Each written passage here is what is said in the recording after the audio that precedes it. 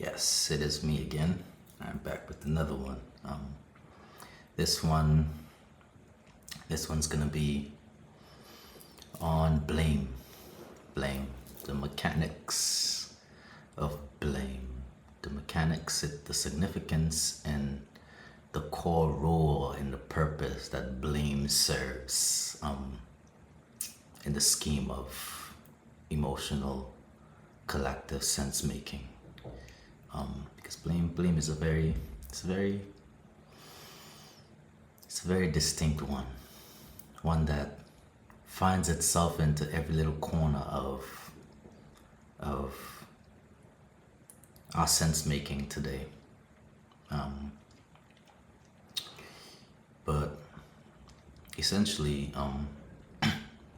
I'd like to just give the more important fact just straight out on the earlier time of this video. So essentially, I'll just say straight out, blame is not your friend. It's not your friend. Blame is what keeps you from being able to move on and let go of things. When you pin or attach blame onto something, you are creating a negative streamline of emotion to that thing or event or outcome or person or scenario or object, whatever it is. You can blame even things, unseen forces, like the devil, of course. You can blame objects for things, like you stub your fucking toe on a couch and you say, oh, you blame the couch for hurting you or whatever. But blame, once you put blame into the equation, you simply take any scenario or any perspective or experience and you enter blame into it. Blame enters. Blame then makes the experience feel as if, especially if it's a negative experience that you have taken out of it, it attaches some kind of negative emotional force on that thing or person or object. And is very quite easy to confuse blame for causality. Causality is strictly objective. It's strictly objective. Causality doesn't give a fuck about how you feel. The cause of something is the cause of something. And there's no need to put any kind of blame into the equation. Cause, effect, logic, physics, done in there. But on the emotional side, from the subjective side, there's objective, subjective. From the subjective side, that's where blame is causality's evil cousin, basically. Yeah, blame is causality's. I never actually quite conceptualized that, but yeah, that's quite almost accurate. Quite almost accurate. Yes. So basically, blame robs you of the opportunity to view the situation in a perspective where you can start to heal from it or even extract something useful to start growing from it, or to use it as a lesson or a teaching or something. Once you add blame to the equation, you basically robbing yourself of some form of emotional willpower, some kind of willpower that you are willingly just throwing away, if that makes sense. That doesn't say that people are not at fault for the things that they do to you or to others or to certain things. That doesn't say that people are not at fault, and that doesn't give them a pass or an excuse for their behavior. That's not what this message is communicating. It's essentially just speaking about blame within the context and the domain of personal willpower.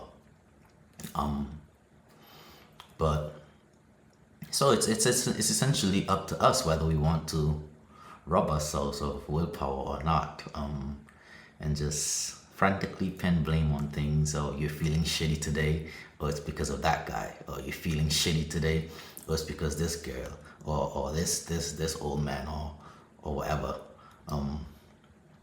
And you have some trauma, or it's because of your parents or whatever.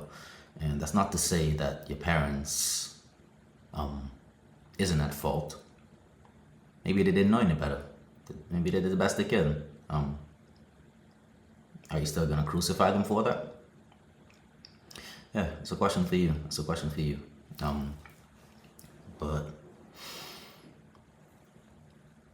that's the core mechanism that blame has, the purpose of blame, because everything in this life has a purpose. There's no need to add, to put good or bad to it. Everything serves a purpose, and that's the purpose that blame serves. It's to keep us from seeing things or grabbing some kind of additional willpower or some kind of realization that we need. It's basically like putting your blindfolders on, and so you can peacefully live in suffering, because you don't want to take that responsibility of maintaining or managing the circumstance that's making you feel bad. But essentially, it is your job and our job as humans that's having a human experience on this external world. It is our job to learn to regulate ourselves, learn to regulate how we respond to things. That's where it's at.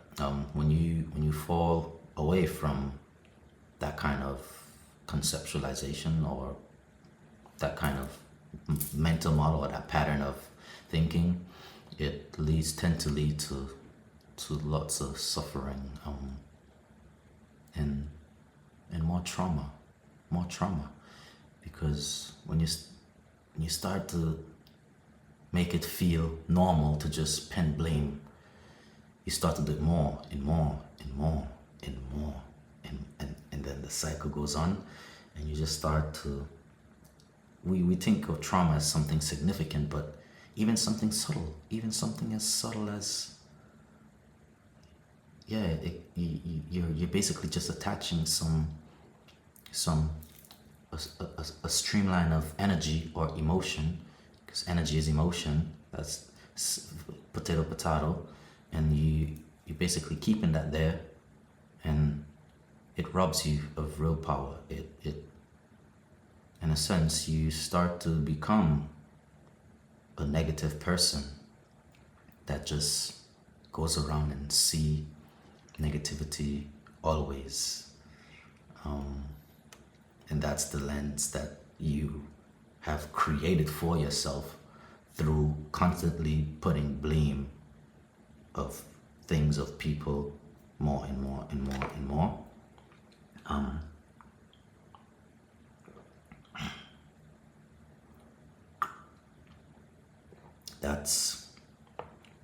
But when you look on the flip side,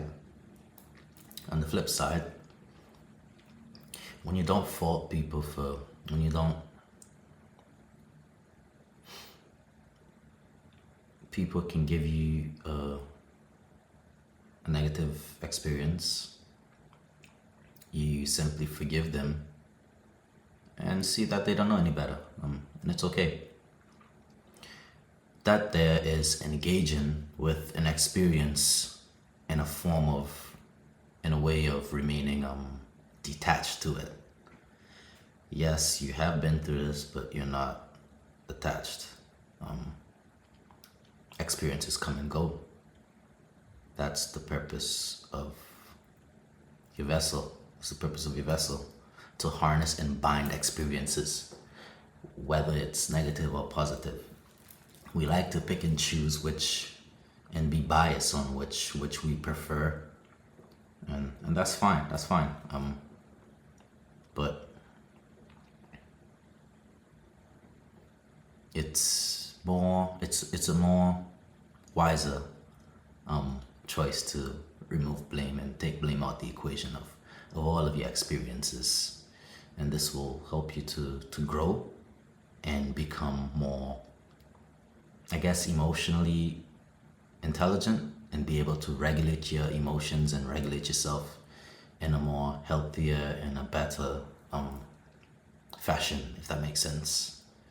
But yeah, this is all I have to give right now.